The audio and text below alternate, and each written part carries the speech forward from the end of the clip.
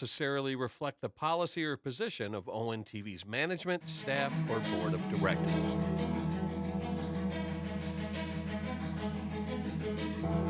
Detroit basketball.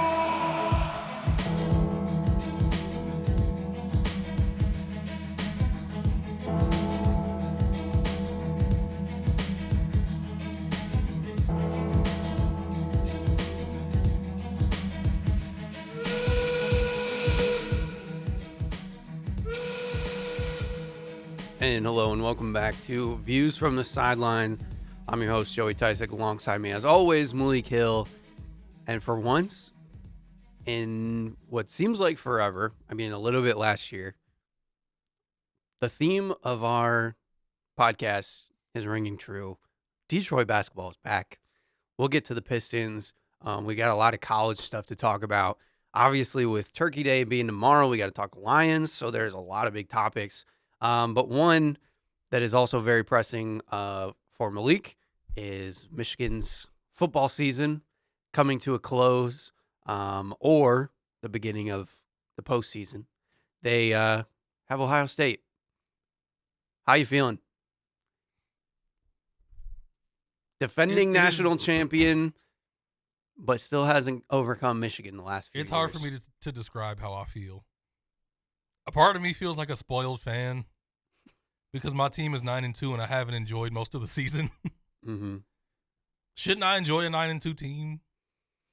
Yeah, but I understand, like, when you have higher expectations for the team, or I knew this would be like a bit of a transition with a freshman quarterback and stuff. But yeah, and it's kind of like in the NFL, what was it, 2 years ago when the Vikings they had like 12 wins or whatever, and they started the season also like 10-1 or something like that. They went 14-3 last year. Yeah, even last year, right? With Sam Darnold. But there was the season like 2 years ago or something where they had like all these 1-point wins or whatever, and they just felt fluky. That's not necessarily what Michigan feels like, but they're trending that direction where like the wins, they're getting wins, but they're just not. You don't fully believe in the wins, I guess, if that makes sense. Yeah, there's that, but I've also tried to have perspective, and I'm a person where it's difficult to me to have perspective on a lot of things. They're the youngest team in the Big Ten. When you're that young, of course, there's going to be a lot of transition and a lot of rough patches. Mm-hmm. And the fact that they're 9-2 through all those rough patches and coming off probably their best win of the season, mm-hmm. Just going into Maryland and just laying them down, even though Maryland is also very young. Right. But you went on the road in the Big Ten and you blew out you couldn't do that against Northwestern. You couldn't do it at home against Purdue. Yeah. So a lot of fans thought it could never happen, and then you just immediately go and do it against Maryland. And then Bryce Underwood, even though his stats don't look the best, it's partially because the receiving core just wasn't there this year. The weapons weren't all the way there. He has elite talent, but he's not all the way there as a quarterback. He shows flashes, but there's inconsistencies. His top two running backs both have been hurt. It's been so much up and down and so much all over the place. It's been hard to just in my mind put together what the season is. Mm-hmm. But Bryce Underwood and Andrew Marsh look like they're going to be a hell of a duo for the next 2 years at least. Because besides like Mario Manning, I can't think of a freshman receiver who's had a better start to their career than Andrew Marsh. Mm-hmm. I think he leads the country in receiving yards over the past 5 weeks. He has over 500 yards receiving. He's been automatic every time him and Bryce get together. The O-line has gotten better throughout the season, even with injuries. The defense has shown bright spots. All that being said, I don't expect them to win this game. Ohio State is by far the best team in the country. They're too talented. And I think 90% of coaches in the country could just show up and this team would do what they're doing. They've walked through the season. They've barely had to be awake. They haven't faced adversity, which is one of the reasons Michigan could possibly pull something off. Mm-hmm. A lot of the games the past few years, Ohio State has walked in with no adversity throughout the season, and then Michigan will punch them in the mouth. Right. And they would have no idea how to adjust or how to wake up again. Mm-hmm.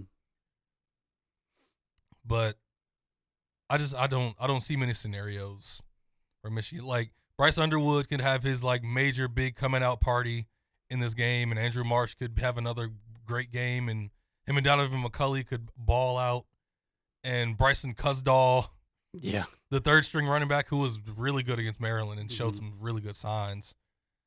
Former walk on, he's going to get a lot of carries. Jordan Marshall is also playing, but Julian Sand barely has incompletions. Mm-hmm.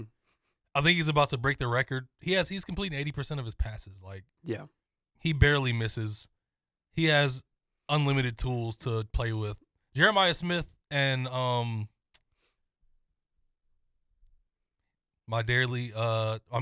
It's okay. I was my weekly, I was trying to get ahead of it and I couldn't think. Cardinal Tate.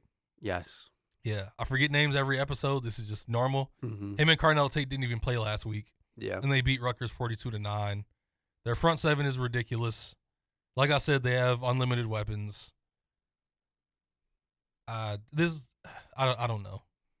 But besides them like coming out sleep and Michigan jumping on them and them having a hard time like bouncing back because they don't know how to, because they haven't done it all year, I don't see any scenario where they can go like back and forth with Ohio State. Mm-hmm. Like there's no way they can win like 45-42. Yeah, they need to be like classic slow pace Michigan offense, long drives, and they have to get out ahead. Yeah. It's kind of been like their formula the last few years. You have to start hitting some big plays and then control the rest of the game. Yeah. And this Ohio State team they're so good, man. Yeah, Michigan's defense would also have to be just top notch, Exactly. on point, no mistakes. And their defensive backs are still the weak point of the defense. Like they've grown over the season, they've gotten better, but they're still a weak spot. Yeah. Like the front seven is where it all happens for Michigan. And even they don't get the greatest pass rush. Their leading sack leader, I think, is Derek Moore. He has 9.5 or 10. And it's not like he's a pass rushing like monster. Mm-hmm. He just gets home sometimes with like how powerful he is, and he has a few good pass rush moves. But I just don't see many scenarios where Michigan wins. Mm-hmm. And I hope it happens again. It would be incredible if something like last year happened again, where nobody can explain that game after it happened, and Michigan kind of woke up Ohio State, and then they just walked to the national championship after that. I don't see Michigan winning. I don't see it. Hey, you're being honest. Yeah. So it'll be a surprise if they win. I agree. I think it's just Ohio State has just got everything going again. And it seems like they keep doing this thing where, like, oh, everybody's so afraid of Jeremiah Smith, and then all of a sudden they have Cardinal Tate, and it's like, is he better? Like, I don't know if he is. No. But I'm just saying, He's like, not. He plays just as well sometimes. right. But they have these like second receivers that come in, and then you're like, wow, they're like just behind this guy, and you're like, how do they just keep doing that? I will say past them too, the rest of the receiving core didn't look impressive against Rutgers. Mm-hmm. Like they have a bunch of good guys. They're nothing close to Jeremiah Smith and Cardinal. Yeah. They don't have the crazy depth that they've had in the Yeah. past, but the top guys are still very good. Elite, the top of the game. Right. Other than that, for college football, it's coming down to the wire. It's been kind of fun. I haven't watched a ton of it. Michigan State needs to burn to the ground. They are program. They're in The a place program. where they won't announce anything, Yeah. and their fans know nothing. Yeah. That's basically where it is right now. It's a nightmare. Like they assume Jonathan Smith is coming back because they've said nothing, Mm-hmm. but they also think he could get fired because nobody knows. Yeah. I don't even know if we talked about the sanctions before, but they got vacated a bunch of wins because of ineligible players. So now technically Jonathan Smith doesn't have any Big Ten wins, which is kind of funny. But there's reporting that he didn't know about any of that stuff that was going on, which just is wild. Yeah. It makes the program look even worse. It's a mess. Restart. Like I said, tear it all down. It's basketball season. It really is. Basketball season. It's brutal. Yeah. So we're not even going to talk about the Iowa game. Can I I'll ask you just one quick question before we move on from that. At this point, do you just like throw all the money into Izzo's last run? Or do you still like hold hope of like trying to rebuild a really good football program? I think the problem though is like Izzo doesn't want the NIL stuff and he doesn't want the transfer portal. Like he just doesn't embrace it. So like I don't know if that would even do anything. Maybe you could convince seeing him. the recruits he's getting right now, I'm 100% sure there are some NIL packages because he has some high level recruits coming. Right. And right now they're ranked number 1 in the 26th class, I believe. Yeah, but I don't know.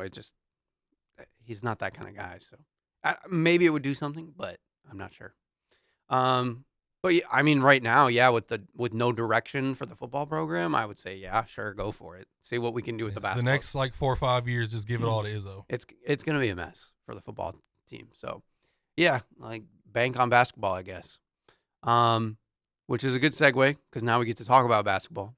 Both teams. I like how dreary and depressing the college football talks just ended. Oh my gosh! Let me say a few things to just lighten the mood because that was bad. Yeah.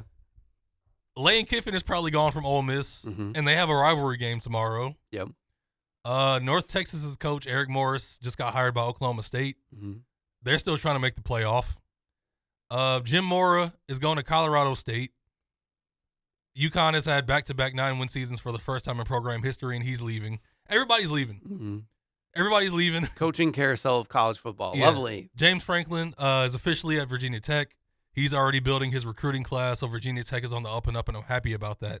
I really like to see that program playing well. Reminds you of the Tyrod Taylor days and just going way back to when Virginia Tech was a contender for real. And it's really good to see. And I think that's the perfect place for him. Penn State might have just been too big. Yeah. Virginia Tech is the perfect spot, and they're going to give him all the money in the world, so it's cool to see. Right. I'm not going to talk about playoff rankings because I honestly don't care. Yeah. I just watch when they start playing. Right. But Ohio State, Indiana, they're at the top. Texas A&M's up there. Alabama's up there. Most of the usual suspects. Indiana isn't a usual suspect, but they've become kind of a power in the past 2 years because Kurt Cignetti is just that good of a coach. Yeah. Can Michigan sneak in? Can another Big Ten team sneak in? Yeah, Oregon's trying to jump in there. Right. Still some interesting things going on. But it's just all up in the air. It's too hard to predict. And it's rivalry week. So, yeah, the next 2 days, a bunch of really good games. I always love watching rivalries. Rivalries still matter. Yeah. I need some fans to not fall all the way off. Geography has gone away in conferences, and it's horrible. Money is taking over everything, and it sucks. But the fans are still going to be there. The tailgates are still going to be there. People are going to be out in the cold watching these games. It's going to be 30 degrees and probably snowing for Michigan, Ohio State. And that stadium is going to be rocking at noon. And it's the best time. For a person that is all about college football and loves the sport, this is what I live for this time of year. When these teams go head-to-head and these fan bases clash. Yeah. And it's good old-fashioned hate, which is Georgia and Georgia Tech's the name of their game. But what I'm saying overall, just good old college football. Yeah. So some good things to look forward to in the sport still. Yeah. Meanwhile, Michigan State fans, I've transitioned to basketball, like I mentioned. Yes. And luckily, the basketball season's been going surprisingly well. They're 6-0. Michigan also playing really well. We'll get into them in a minute. Two very different styles of playing very well. Yes. And I'll have some questions once you go through MSU so far. So Michigan State is kind of doing exactly what I had mentioned a few weeks ago that they needed to be able to do to win these games and turn into something good, is they needed to play quality defense. So I'm kind of half joking when I say this, but it's also kind of serious. What decade of basketball are they playing right now? To me, it feels like late 90s, early 2000s. Okay. Now they're playing with an undersized big, so that's the awkward part about it, which doesn't really match up with that era. That's when like real bigs were monsters. But that's still the era that it feels like they're setting up a lot of posts. They are doing some kickouts for threes. They're not shooting a ton of threes. Still running as soon as they get rebounds. Playing hard nonstop. Right. Yeah. Defensive oriented. Something every team doesn't do today. Right. Old school. And that's what they needed to do to win games, and they've been doing it. Now I'll say they've gotten, I wouldn't say super lucky, but Arkansas being ranked mostly on their season last year, they had some, they're still a good team, but they're a their young ranking team. was based on their talent. Yeah. Right. Two freshmen in their backcourt. Still a young team, still growing. They've had a lot of close games. Who else did they? Arkansas just lost again, didn't they? I think so in a tournament. They also they lost a close game to a lower G5. Yeah. I mean, they won a close game to a lower G5. Right. Like there have been some ups and they've downs. just struggled. So far. Yeah. They're Again, still figuring themselves out. It's a quality win. It's against a Calipari team, so I'm not going to take it away from them. Kentucky, kind of the same line. They're that young team once again. Their fans are kind of panicking right now, and it's kind of crazy, but it's Kentucky. Yeah. Even though they're right. They So again, look like they have issues. Preseason rankings, hard to go by. Still, quality win. I'm not going to take it away from them. Tomorrow, they're going to play UNC. I was really excited about that game. Seth Trimble is going to be out, so it's not as exciting. I don't think he's the best player on the team. No, but when you that lose backcourt isn't what you're watching when you. No, but when you North lose Carolina. your starting point I guard, understand it's still troubling. Yeah. So they're not at full strength, so it's just slightly disappointing for me. But another good game that they'll have early on in the season. This is by far the best team they're playing so far. Yes, 100%. But then the following week, they get Duke, December 6th. That's the game. That's the game I'm checking on my schedule. Tomorrow's game is real. Next week's game it's time. Yeah, this is where you really lay the cards out on the table. But I like what they're doing. Some of their young guys are doing really well. I like Jordan Scott's game a lot. I think if he keeps progressing, he's going to be good. Divine Ugachukwu hit 4 or 5 threes the other day against East Carolina. Kurtang also had like 3 threes legend. A couple nights ago. So they're not getting consistency out of one specific bench player, but they're relying on everybody. Every other night it's somebody different, which I don't mind. And then consistency between, Jackson Kohler and Fears and things like that. That's been pretty good still. I'm still very nervous when they get into their Big Ten schedule that they're going to be small.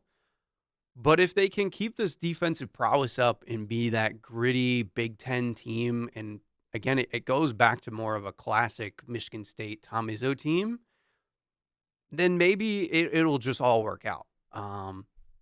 But I still have my slight hesitations with it, just because of the way that they play. And I think it's so hard this day and age to just keep playing good defense throughout the season, especially when we get into Michigan. Like, they're just a high-powered offense right now. I look at teams like Illinois that they're just getting going. They just throw European players at you, and it's so fun to watch. And they have a bunch of different ways to do it. Andrei Stojakovic is getting healthy. He's been balling. He missed the first couple games and slowly has been ramping up, and he's just been so They lost good. to Alabama and Chicago, but he was torching them for a while. Yeah, and then they have the big guys, Ivisic, the two brothers, and then they have the freshman. They have a freshman European. I can't remember his name, but he's really good. Yeah, he's good. They're really big. They have another true freshman, Keaton Wagler. He's like 6'8". Yeah. So they're big. They're going to be tough. I do think that Purdue's a little bit overrated. But I like them a lot. But they have a lot of talent. They have, guys that have been on the team forever now. So I like Oscar Clough a lot. The guy they got from South Dakota State. Mm-hmm. He's really skilled. Yeah. So they have some cohesiveness there, but I'm not necessarily scared of that matchup for Michigan State, so that's okay. And then I haven't gotten a chance to see too many other Big Ten teams just yet. But this early part of the season, I've been hopeful about Michigan State, actually. It's been surprising. I still don't love that Jackson Kohler is the go-to guy. But I told you. But he was 4 for 4 from 3 last night. I told you he was going to be the guy. And because there's a cap of talent on this team. Right. And Jackson Kohler is skill-wise probably the most talented guy. Yeah. And I get it. I agree that he probably is, but I feel like when you get deep into the season, it's just troubling for me. It's that and still resting on the Cohen Carr leap, which he's still been Cohen Carr so far, electrifying dunks and stuff. But And all of a sudden, I can't think of the other young freshman, but It's not Jordan Ward. What's his name? It's something Ward. Let me check. Yeah. Jordan Scott and Cam Ward. Cam Ward, okay. Right, Yeah. the quarterback. Jordan Scott, Cam Ward. Both of them have shown really good signs. They're the guys that I'm hoping by the time we get to New Year can really step up and be important to that second unit. Because they've shown some good stuff. They're also like bigger forwards, at least like the 6'8" range. So I like that. Well, yeah, I've been kind of optimistic and a little surprised, which is a good thing. So hopefully we'll get to determine a little bit more in the next coming weeks. Like I said, UNC is going to be a big one. Yeah, I'm really interested in that game because Caleb Wilson is a beast of an 18-year-old, and Henry Visar, 7'2", transferred European from Arizona. Yeah, just a bunch of skill and size. And I think so I'm interested in seeing how they match up with those guys. And I think that's the important thing because we haven't seen them go against somebody that's big, a real high-level front court. Right, yeah. Because that's my biggest concern with Jackson Kohler and even Carson Cooper to a degree. Yes, he's more of obviously just a defensive hustle guy. Catch lobs, get rebounds. But at the same time, he's skinnier. He's tall and lanky, but he's not that big necessarily. He's got a lot of athleticism, but I want to see what they look like against 7-footers because the Big Ten they got him. They got him. And then Ade Mara, we'll get into that, but yeah, he could be a problem. So yeah, I'm excited about the season. And then Duke, I don't have like a lot of expectations against Duke, but I want to see them compete. I don't care if they lose that game. I think that's a losable game. But can they hang? That'll be a good indicator for me. Or can they frazzle the young guys for Duke? That would be interesting to me as well. But so far, I like it. I'm excited for college basketball season. So far, what I've been seeing out of some of these young guys has been exciting. And I might start watching college basketball a little bit sooner, actually, than I normally have. Just because this weekend is, besides there's going to be mostly football, but there's a lot of good tournament play. It's feast week. There are a bunch of great matchups. There's still tournaments going on. Yeah. So, yeah, it's going to be some good basketball. Right. So, to the other side of the coin, the Michigan Wolverines, also undefeated on the season. They're probably going to be a top 5 team next week. How are you feeling about it? I don't know how I feel this way, but I'm surprised. Mm-hmm. I am too, to a degree. Yeah, I knew all this talent was coming in. I knew it could fit together. I knew Dusty was on to something. But we saw the first few games. After the Oakland game, we saw the adjustments and the rough patches they had to figure out against Wake Forest and TCU. Mm-hmm. The shooting was up and down. The chemistry between Morez and Yaxel and Ade Mara, they were still figuring it out. Mm-hmm. Like, who goes outside the paint? How do they pick it? Like, just everything they were trying to figure out within the offense and defense and how they fit. So there's this new tournament, the Players Era Festival, who a lot of college basketball fans aren't happy about because it's been taking attention away from the Maui Invitational and the usual tournaments that people love. The ones that people know, well established. Like, Atlantis was one of the newer ones that people loved, and I don't think Atlantis is being played. I don't know. Yeah. It's unfortunate, but it's Players Era tournament. And San Diego State and Michigan, that was the first game that they played. Mm-hmm. It was so late, I didn't get to watch the game. Yeah. I had to go to sleep to get ready for work. It was like 10:30 tip-off. But I woke up and watched the highlights, and they just ran them off the floor. Mm-hmm. The size, the skill, they were so much better than San Diego State. Yeah. It seemed like within the first few minutes it was over. So I was encouraged. I was like, okay, this is more of what Michigan fans thought they could see in the first few games, even against like Wake Forest and TCU. Yeah. We thought we'd see them just separate eventually, but there were more rough patches. Mm-hmm. So then they have a matchup against Auburn last night. No Bruce Pearl, it's Stephen Pearl. Yep. A lot to talk about with that, but we're not going to get into that. Bruce Pearl's taking a hell of a turn in his post-coaching career. Yeah. And he was commentating along with Jalen Rose and Chris Webber, who I love seeing them together. Them being cool and talking about Michigan together is really cool. But yeah, I wasn't sure how Michigan was going to respond. Auburn is very talented. Todd Pettiford is one of the best guards in the country. Mm-hmm. and they kicked our asses from the jump. Yeah. They got up to like a 14-3 lead, and it stayed a double-digit lead for the rest of the game. Everybody, the offense was flowing. There was constant chemistry. The effort on defense was just as impressive. Like, they're playing hard. They're playing smart. They're using Roddy Gale in like a perfect role. And I think that's one of like my biggest things where I was so encouraged. Like, you started Roddy Gale last year, and he would have moments where it seemed like he didn't know how to play basketball. It would just be bouncing off of his foot, and he would like get 3 fouls in like 2 minutes, and you'd have to sit him, and then he'd come back in and make another mistake. And like, they're bringing him off the bench, and he's a 6'4" guy, but he's out rebounding big men. He's playing his heart out on defense. He's diving for loose balls. He's playing within himself on offense. Like, he still has a few turnovers a game where you're like, okay, that's Roddy Gale. Yeah. But he'll get the ball and get in a position where he has an ISO and some space. He'll dribble. He'll bounce off of somebody, get a layup. He hit like three or four open threes. Like he's confident right now off the bench. The only somewhat downside I'd say is Namari Burnett isn't shooting as well as he can shoot so far. I think he's shooting like 33% from three so far. But Yax Lindeborg, he's playing like an All-American guy right now. Morez Johnson is a beast in the post. Nobody's been able to handle his physicality and athleticism. And he has touch around the rim too. Ademar is 7'3" and has high-level passing ability and really good footwork around the paint. They bring in Trey McKinney, the 5-star true freshman. He hit 4 threes last night. Like, they have waves and waves of guys. Will Cheddar has been shooting the lights out to start the season. They have like a solid 8-man rotation. Yeah.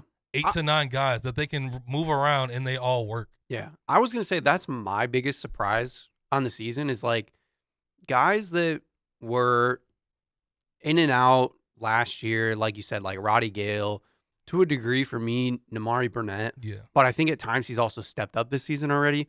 We've seen some signs out of LJ Cason as well. Yeah. Like, just guys that seemed like they struggled a lot last year.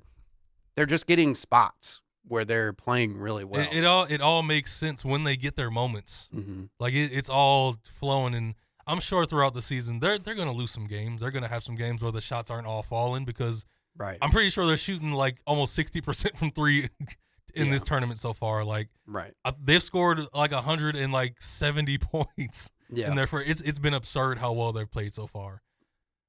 But it does show how good they can be because the talent level we've said the talent level is very high with this team, and I mean there's not much to say besides they look like a top, let alone top 5. They look like a top 3 team in the country right now. Like, they play Gonzaga tonight, and Gonzaga's another team who's going to jump up far in the rankings. Yeah, and they have Braden Huff and Graham Ike, who's another really good front court. Yeah, so it's going to be a good test. 2 high-level front courts against each other. A lot of experience on those teams. But I'm super impressed, man. And these last 2 games, it's everything Michigan fans thought the team could be at its highest level. That's what they've been these last 2 games. And that's not sustainable throughout an entire season. Right. But could this team be like a 6-loss team? Like, through Big Ten play? Like, it's possible. Yeah, they could end with like 28 or 29 regular season wins with the ceiling of their talent and the way they play as a team. Right. It's possible. And, I mean, nowadays, that kind of record could be the number 1 seed. Especially in the Big Ten. Right. And I was just talking the other day, like, you're not seeing the, like, undefeated UNC teams or the undefeated, even in Gonzaga, you're not seeing, like, the undefeated Gonzaga teams. Like, college basketball is just different nowadays. You're not going to get it's much more spread out. Like, such dominant teams. Also, my math was off on that. If they won 28 or 29, it would only be like 3 or 4 losses. Right. So it's like 26, 27 wins near the end of the season, something like that. But still, like, they are a quality team that could go far. And the other thing too, I was going to mention it too about like Auburn. Auburn is similar to me, like Arkansas, where like they're ranked highly because of last year. They do still have talent. But the difference being they lack size. That unlike Michigan State, Arkansas, Michigan State narrowly beat Arkansas. Michigan beat the brakes off of Auburn. Mhm. So even though Auburn isn't maybe as good as their rank, Michigan blew them out of the water to prove like they are, top-notch team. So like you said, they play Gonzaga tonight. That's on TNT. That's going to be fun. Yeah. I got to remember to watch that. Then they get a little bit of a break for a while where Michigan doesn't have too many tough teams.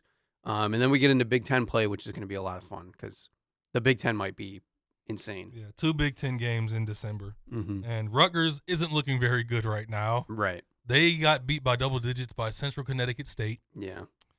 And Maryland has been pretty good, pretty solid so far. Mm-hmm. That's the other Big Ten game. But yeah, Rutgers, Villanova, Maryland, not a terrible stretch, but Right. yeah, just it's solid competition. Yeah. Yeah, nothing to, yeah, not like LaSalle and McNeese. They're 2 games after that. Right. Yeah. But it'll be fun. And then again, when we get into Big Ten play, it's going to be wild because I think a lot of the Big Ten teams could be good or even better. Yeah. So yeah. College basketball. Besides that, There's been a lot of interesting stuff. Yeah, not too many crazy surprises. There's been some weird losses here and there. It's still too early to make any big claims or Yeah. anything. The one funny thing that I always come back to is how does it feel for you to see Terrace Reed leading UConn? It's pretty cool, honestly. Yeah. Okay. It's pretty cool. I mean, yeah, when him and Doug McDaniel left, Mm-hmm. I said both of them would probably be really good. Yeah. Now, Doug had a really good season for Kansas State. Now he's at Memphis, and they have some issues. Yeah. But, yeah, Terrace Reed, I told you, I was like, watch Terrace Reed go to UConn and be in that high-level program, and he just turns into like a highlight. And he's a really good big. Yeah. He's him and Eric, I think it's Eric Reeb or Reeby. They're 5-star freshmen they have. He's like 7'1". Mm-hmm. They're pretty good together. And Terrace hasn't played a lot of games. He's had some injuries, but Yeah. UConn is pretty good. Right. Have there been any teams that even like watching highlights that you've like really been interested in, or just anything stood out? Besides Illinois, like Illinois got me bought back in. Yeah. I know they did lose to Alabama, but Alabama's going to be a good team, I think. But I think Illinois is just getting going, and unfortunately, they're making me buy back in. So I don't know why I'm always a fan of Illinois teams, but it just happens that way. As far as other teams that I've really watched, Houston was top 3 to start the season. Yeah, But the way they're balancing their experienced players with their high-level freshmen right now, yeah, I love watching. And they lost to Tennessee last night, who's another really good team. But yeah. Kingston Flemings, Mm-hmm. you got to watch him throughout the season. This dude is an absolute dog. Yeah. And I think he's like 6'5", like 185 maybe. Mm-hmm. Like he's not the biggest, but you go to Houston, you're going to play defense, you're going to play hard. Yeah. And making mistakes, they don't go for that. Mm-hmm. And Kingston Flemings is extremely skilled. He hasn't made many mistakes. He's just been a high-level freshman, and he's really fun to watch. Yeah. The other one that I've bought back into, which I seem to every year, is Iowa State. They're healthy right now. Really good. Taman Limpsey, Joshua Jefferson, Momcilovic. The Buchanan guy they got from Virginia has just stepped in and been like an absolute fit. Yeah. He's been really good. But they're playing really well. I just saw somebody else too that I've got 2 sleeper teams. The one that I was going to mention is like St. John's, maybe a little bit concerning. I wouldn't be concerned yet. We'll see what they look like. Patino's going to keep like flipping Yeah. the roster. Like he's going to keep like 3 or 4 guys and flip the roster most years now. So. They're going to play Auburn tonight, so I think that's a good spot to see what they're like. Yeah. I did not realize that Bryce Hopkins was on this team. Yeah. Which Mm-hmm. I forgot about that name because he's had some injuries over the years. He left from Providence, yeah. Yeah. And Providence is off to a good start too. They have another guy that they got from Europe. Mm-hmm. I think his name is like Henry Vax, something like that. Mm-hmm. Another guy you got to look at after this. Okay. He's pretty good. Yeah. And then obviously I'm still going to be, I know they lost, but they're figuring things out. BYU, I think, is going to be so good. They're just by the end of the they're season. so talented. I forgot that they have is it Robert Wright? Yeah, third? Rob Wright.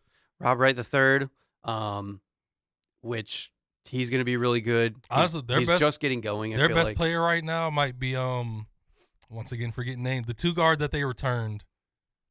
He's a really good shooter. I forgot his name. Richie Saunders? Yeah, Richie Saunders has been balling so far. He's averaging like 20 a game. Yeah. And AJ Dibansa is also averaging like 20 a game. So the 2 of them are going to be really crazy. But I think if they can get things going, they'll be even better. But other than that, I haven't watched a ton, but I think I'm going to, especially this weekend.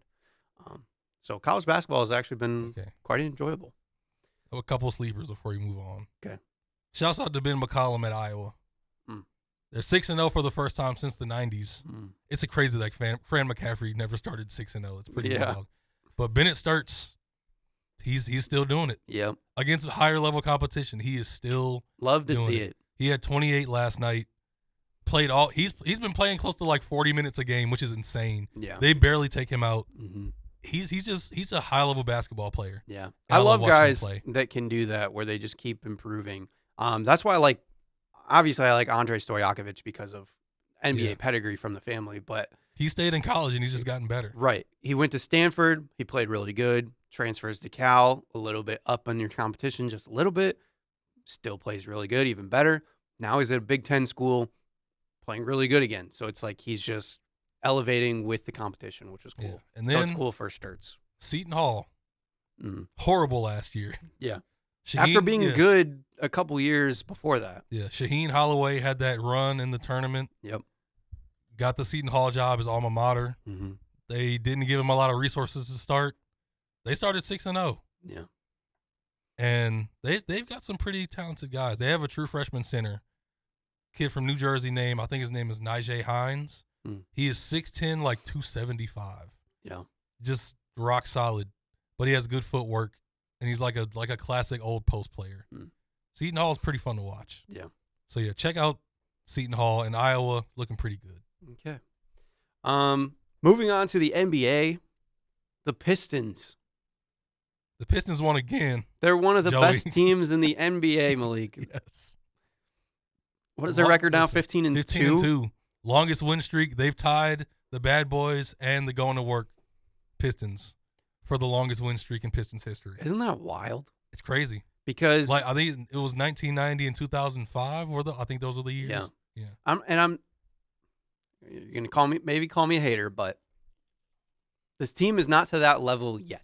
They're not.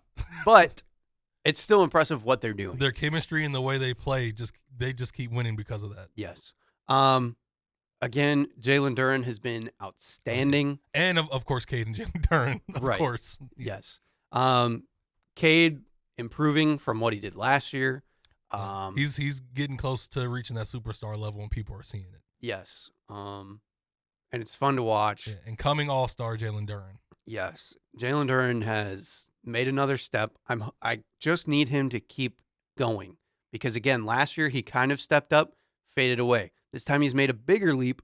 I don't want that to fade away. I don't see it, but I just want it to keep up. The fact that he's only is he 21? Yeah, something like that is insane. He's 21 and he's starting to hit this hit this prime. Right. Jaden Ivey's back. He's looked actually pretty good in his return. In limited minutes. Dennis Jenkins has been phenomenal as a fill-in. Can we just give everybody their flowers? Yeah. Because you can just go to Dennis Jenkins, came out of nowhere. The sickos know Dennis Jenkins, but most of the people didn't know Dennis Jenkins. Right. Came out of nowhere, has been playing well. Duncan Robinson, fantastic. Hey, people were doubting Duncan Robinson, especially you, Chris. Listen, looking at you. Fantastic. B-Ball Paul. I don't like him, but yeah, he's played well. I know. People might attack you for saying something like that. I know. He's become a fan favorite already. He's like a top 3 fan favorite right now. I won't get mad at you, but that's kind of crazy. Karis LeVert, now that he's healthy, has been having a couple of nice games. He has his moments. Yeah. Isaiah Stewart has taken a leap as a backup big. He's been very good. Over 40% from 3. Still elite rim protection. Everybody's just getting healthy. Seeing Asar back in the lineup. Healthy Tobias playing well. Healthy Asar playing well. Yep. Yeah, so just they're looking really good. If I'm going to be nitpicky, which I am. I was just about to get nitpicky too.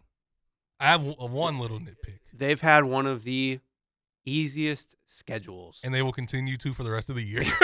Exactly. Yeah. So I can't pick them apart too much. Although they beat the Rockets. Right. They beat some good Yeah. teams and teams that have been playing pretty well as well in that streak. Atlanta was hooping. They went into Atlanta, got a dub. They didn't have to play Porzingis. True. I think Ricochet was out that game too. Not that he's been. They've all still that mostly good. been rolling for the most Right. part. So they've avoided some key names. They beat the Bucks without Giannis. Yeah. Like just weird stuff. But again, they're winning. They're winning into games they're supposed to win. Exactly. And they're winning all of them. It is disappointing, like you said. They do not play basically anybody until the new year. I think the end of December they play the Lakers. Which is, it's incredible that we get to live in this bliss. Yeah. The fact that we even get this compared to 2 years ago. Yeah, like almost everybody that they're playing coming up is not even above 500. Listen, teams have still been giving them challenges, though. Yeah. Like, they almost lost to Washington when C.J. McCollum went off. Yeah. The Pacers the other night had a great second half and gave them everything they had. The Pistons still won. Right. And again, it's the NBA. There's a lot of parity. Things happen all the time. You're not going to win every game. That's why these streaks are so hard to do. They've avoided the losing qualities. Mm-hmm. The things in the past, the way the Pistons lose, they've avoided them every game. And the only thing that bothers me is that if they do win again and they break this win streak record, it just hurts my soul because it's like my team that they're beating the record of. And when you think of like back then, especially the 2004, 2005 time, how good not only the Eastern Conference, but how good the Central Division was. Listen. That's the only part that like hurts my soul just a little bit. I vividly remember, specifically 2005, every morning I would, after like watching a Pistons game, which let me just say this real quick. You can't watch Pistons games living in Michigan unless you have an app anymore. Yeah, don't get me started. RIP Fox Sports Detroit. We will always love you. Don't get me started. I'll take 480p Fox Sports at any day over this nightmare. Either that or the local UPN would play the Pistons too. Like you could watch your local team, but every time the Pistons played, I would watch them as long as I could before my bedtime, and then I would come into school and I would tell my teacher like the Pistons won by this much, and Tayshaun was the leading scorer. Rip was the leading scorer. We've won this many games in a row. Like that year they won, was it 63 games? Something like that, yeah. But I was tapped in every single night. Yeah. To what the Pistons were doing in 2005. I'm sure you were too. We were paying attention to it every game. Yeah. But just think about like how good the Pacers were at the time, how good the Nets were at the time. Yeah.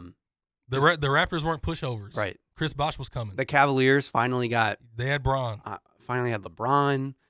The Wizards were a playoff team. Now, Boston was still kind of a joke, but I used to hate watching them play at Washington because I felt like Washington would always win. Milwaukee was kind of bad. But Milwaukee used to piss me off too. Yeah. Milwaukee and the 76ers used to make me so mad. But anyway, like that's the only part that hurts my soul.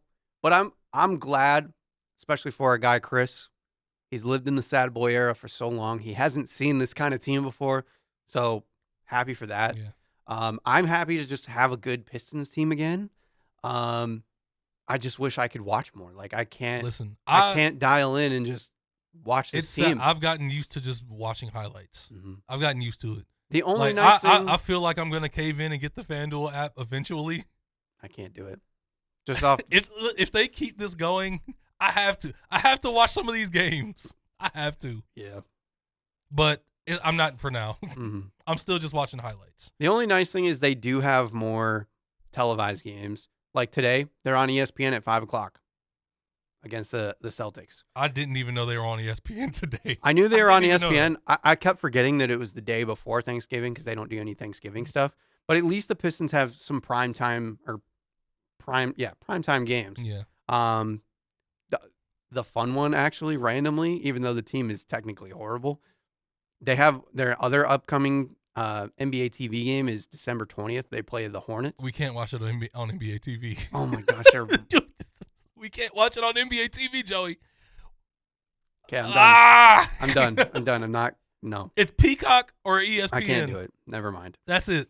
Or I don't know if you can on NBC. I mean, you should be able to. It's on Prime usually, too when they play on NBC, isn't it? So yeah, you could go on Prime. But I gotta re-up my Peacock because I haven't been able to watch that. Okay, I can't watch anything till Exactly. January. Exactly.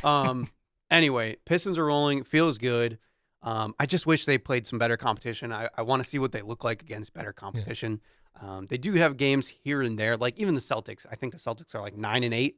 They've So been respectable. they're so far, decent. yeah. They're a team that fires a bunch of threes, so they're like that tournament team in the NCAA, like that non-big conference team that you see pull off upsets. That's kind of who the Celtics remind me of. So you got to be careful of that. But I just want to see them play against some playoff teams. Hopefully as well, the Magic start turning it around. They're trending that way, but they have talent to be good enough. So there's some teams that they're coming up against that could be contenders coming down the stretch, but don't look so good right now. But yeah, I just want to see them play against better competition, just so I want to start seeing it more. Like, I'm tired of seeing them beat up on these bad teams. Again, I'm glad that they're winning, but I want to see how far this team can push themselves at this point. So far, so good. My one nitpick, Mm-hmm. Ron Holland, really good start. He's kind of fallen off since. He's faded into the back. Everybody else is like experiencing nothing but joy. Yeah. And Ron Holland, he's still playing hard. Right. But the jump that we kind of thought was coming hasn't happened yet. Yeah. Also, one more thing before we move on. How do you feel about the trade rumors? Do you want the Pistons to make a splash? Because of the draft capital, I'm not in yet. Okay. But I don't want to give up our entire future for Lauri Markkanen. Let's say the picks were different and more favorable. Would you be willing to give up the players? Which is basically Tobias, Jaden Ivey, and either Asar or Ron Holland. If it's Tobias, Jaden Ivey, and Ron Holland, I'd do it. Okay. And a reasonable amount of picks. Mm-hmm. I would do it because Lauri Markkanen is having a career year. Mm-hmm. He's shooting the lights out, and he would fit perfectly. Yeah. Perfectly next to Jalen Duren. Yeah. I agree. I don't really want to deal with Danny Ainge because he's going to try to get everything out of us. And I don't really agree that Lauri Markkanen is that kind of guy. But I would like to see them do something. Who would you start at the 2 with them gone? Would it be Karras? Would it be Dennis?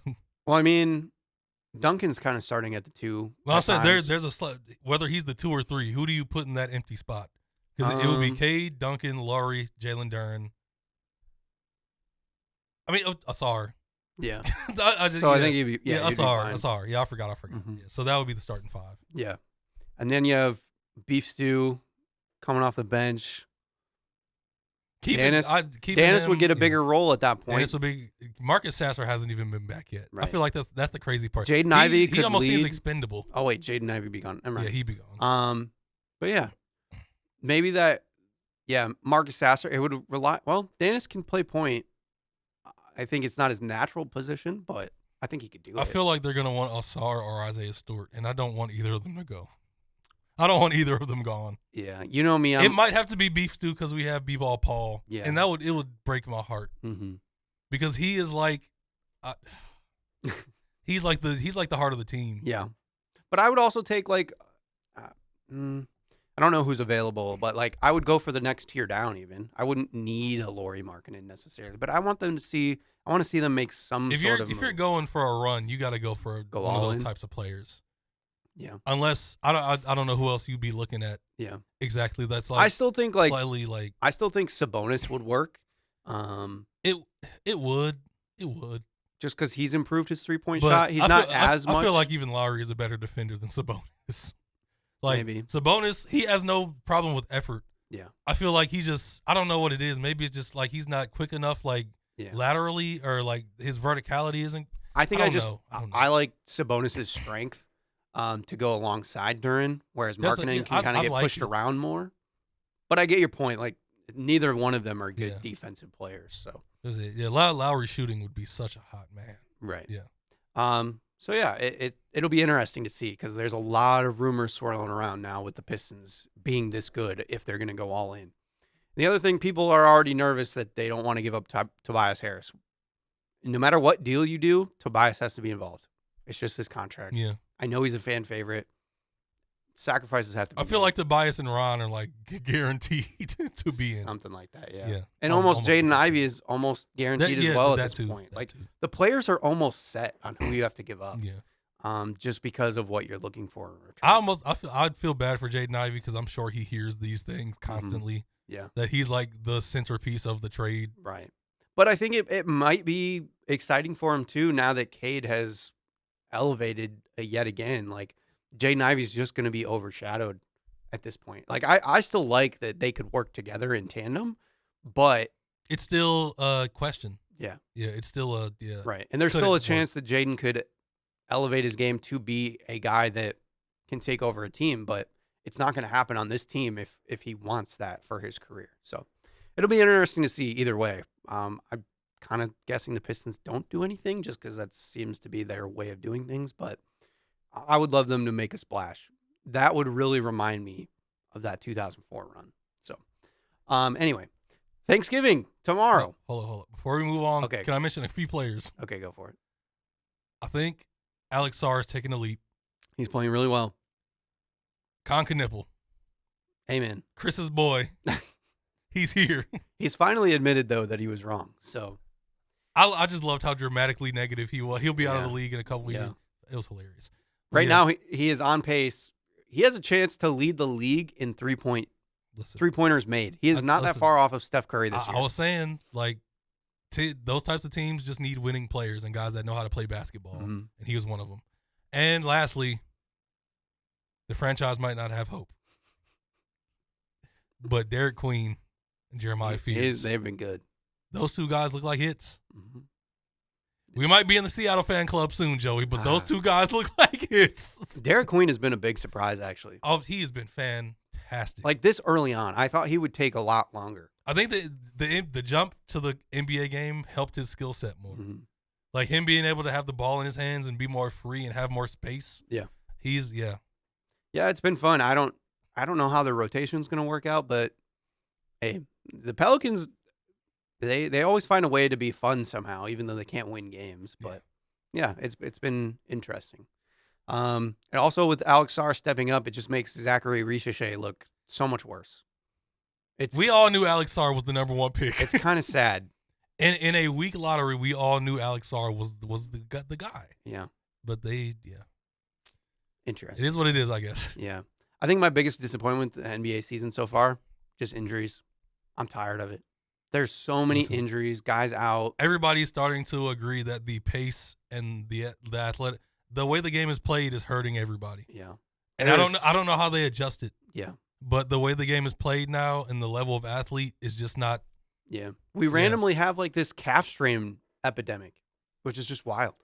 And yeah, it all attributes to Teams pace. can't practice for real during the regular season anymore. Yeah. They might have to lower the number of games, or We'll see. guys still might get hurt because just the pace of the game and the level of athletes. Maybe they have to change their strength and conditioning somehow to adjust for it. I don't know. I've heard some interesting takes that were pretty wild, I'm sure. but I can yeah. only imagine. Anyway, final topic. Tomorrow is Turkey Day. The Lions play tomorrow. The Detroit Lions. And man, The Detroit Lions. woo boy, Hmm. they are something else. Heart attack Sundays with the Detroit Lions. And now it's going to be Heart Attack Thursday. This team just is not looking as clean as they did last year or the year before that. I don't know what else to say besides that. It's just the offensive line play. The thing they had the last 2 years. Well, there's injuries. There's moves they should have made. They still don't have consistent pass rush. Mm-hmm. Most of the secondary is hurt. It's a lot of things put together. The O-line just cannot get cohesive. Yeah, Amon-Ra St. Brown is just dropping passes. that's A one lot. of the weirdest things. a lot. Jared Goff used to be really good, like when pressure was coming towards him. Now it seems like he crumbles most of the time. Yeah, and I don't know if it's because he doesn't trust his offensive line. Yeah, injuries have been big again, but that's just going to happen. The ups and downs of Jamison Williams has been weird. The They went away from David Montgomery for a bit. Then they got back to it last week. So that's been inconsistent. Jahmyr Gibbs has been insane. He's been a superstar. That's been the shining light of the Lions season. Yeah. Jahmyr Gibbs is an absolute superstar. So there's just been these weird anomalies. They almost lost to Jameis Winston and the Giants last week. How about that receiving touchdown? Contested catch, breaking tackle to 60 yards. I feel like teams just love trying to pull off trick plays against the Lions because they've been doing it to people the last few years. And also Sam Laporta is out for the season, most likely. Sam Laporta being out for the season is huge. And now they have the Packers, and they can get revenge on week 1. They can control their destiny again if they beat the Packers, basically. The Bears are the leaders of the NFC North. Like, what is going on? If the playoffs started today, the Chiefs and the Lions would not be in the playoffs. Matthew Stafford is 30-2 touchdown to interceptions. Matthew Stafford is turning back the clock. He might be the MVP. Devontae Adams has been 12 insane. touchdowns. Yeah. Like, the NFL has just been weird. Sam Darnold turned into a potato again last week. Was it last week? But listen, JSN, it doesn't matter because JSN is just on a different level. JSN could break the all-time receiving record. This is Myles Garrett could break the sacks record. Things are out of control, man. I don't understand it. And yeah, the Lions are just kind of at the forefront of that weird parody stuff. Like, they're good, but there's just something off. Yeah. There's just something off. Can I don't. Yeah, go for it. We got a couple minutes, so got to kind of. I haven't said this to many Lions fans because it seems very negative and kind of like universe, like so how things just like don't go. You don't waste those opportunities the past 2 seasons and just get to make a run. Mm-hmm. Am I wrong? No, you're right. Like teams don't get that by luxury. 20 in the NFC Championship, you blow it. Yeah. Number 1 seed, 15-2, you blow it. Mm-hmm. After those 2, how do you just make a run? Yeah, you can't keep getting. It's still possible. Luxury. I guess it's still possible. Like you said, the season is weird. Yeah, they're 7-4. They could still make the playoffs. Mm-hmm. Maybe all this adversity has them prepared to make a. But like, what teams have fumbled those types of opportunities? Yeah, and just got it done. Yeah, you don't get to just lose to J.J. McCarthy. Yes, almost lose to Jameis exactly. Winston. Like, J.J. McCarthy is being like, people are trying to shun him out of the league at this point. Do you see what the Commanders are this season? Yeah, they're a mess. And that's the last team the Lions lost to in the playoffs. And this was before Jaden Daniels even got hurt. They were already kind of being a mess. Yeah, it's weird. And that's why I think tomorrow's game is huge. Luckily, it's at home. The Packers are also having their struggles. They're not looking that great. But we cannot let the Bears win this division. That's all I'm saying. We can't let it happen. Listen, they've also had a cakewalk of a schedule for the most part, but they're also just getting wins. So, like, same thing. Like, you're getting a win in this league. We can't fault you for it, even though it's been weird and ugly. But the Bears do have the Eagles coming up. They have the teams that the Lions have already played, so their schedule is going to get tough. So this is the time where the Lions need to pounce. And I think it all comes down to tomorrow. Because if they lose tomorrow, it might get dark. They start to need help. And you don't want that. In today's game, how many years do you think a window is open? Well, if you overlook the Chiefs. Because it seems like Josh Allen. Yeah. I don't know if he wants to be. He's going to want to be a Bill for his entire career. Look at a team like the Bengals. The Bengals are a completely separate thing. But they're kind of like the Lions situation where they got their comet across the sky, their shooting star made the Super Bowl, and then the organization is still terrible. Right. Like, but that's what I'm saying. They got lucky with these picks and this talent, but the organization still sucks. Right. The Lions organization improved a ton, but those opportunities. The football gods gave you this window to do it after all this pain and all this time. Yeah. The other big thing, too, is and this week. You choked twice. This week, everybody, for the most part, almost everybody's back healthy. I think there's a chance Marcus Davenport plays. I've heard things about Kirby Joseph. I'm not going to get my hopes up on Marcus Davenport. I understand what you're saying. I'm not either, but it's just no excuses is all I'm saying. Listen. So glass skin and paper bones. amen. Reference to SpongeBob. Oh boy. Every morning I wake up and I break my bones. But Shouts out to Marcus Davenport. anyway, tomorrow is Thanksgiving. Hopefully the Lions come out with a win. Otherwise, people are going to be not so happy. Listen, we're just going to be singing the Pistons one again for the rest of the We're year. going to immediately be going to the Michigan State basketball game after that. Michigan State basketball. It's going to be all basketball. Mm-hmm. This is all basketball. Yeah, most likely. The Lions lose. Michigan gets blown out Saturday. Football season. Yeah, it's basketball is early. Basketball's over. come early this year. Yeah. So we'll see what happens. And then as far as us being back, I don't know when we'll schedule again as it becomes busier times, but we'll try to come back in 2 weeks to recap everything, but you never know with us. So this has been Views from the Sidelines, and we will see you guys next time. I'll say this in a very monotone voice. Go Blue. That's it.